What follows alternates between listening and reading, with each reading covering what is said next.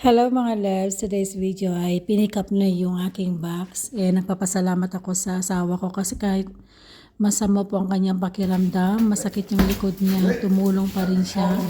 Dahil naawa siya sa nag-pick up ng box dahil mabigat po yung aking box. So pinakiusapan ko yung asawa ko na tulungan na lang siya. Mag-isa lang siya. Itong box ko napakabigat. Tapos nagkataon tong asawa ko masakit ang kanyang likod dahil nakahapon nga 'di ba galing kami ng IKEA, binuhat niya yung yung aking desk. But anyway, no choice. So ito na po yung aking box mga loves ko grabe. Ang dami akong pinagdaanan dito. Una magastos, mahirap pong mag-box mga loves, ang daming matrabaho.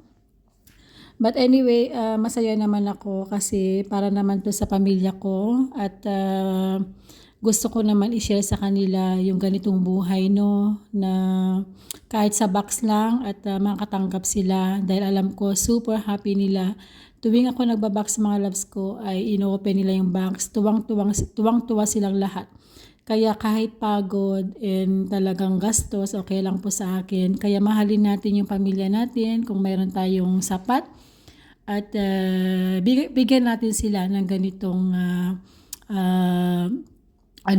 sa kanila para naman ma-feel nila na talagang ganito yung buhay natin sa abroad na ma-feel din nila na kung ano meron tayo. But anyway, ito na po at itong si Minir ay marami pa siyang pipikapin, 3 bahay pa daw and mag-isa lang siya no.